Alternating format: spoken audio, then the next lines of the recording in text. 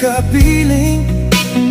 Kung sino-sino ang umibig sa akin, isa pa lamang ang inasama-sama. Ang nakalipas di maaring balikan.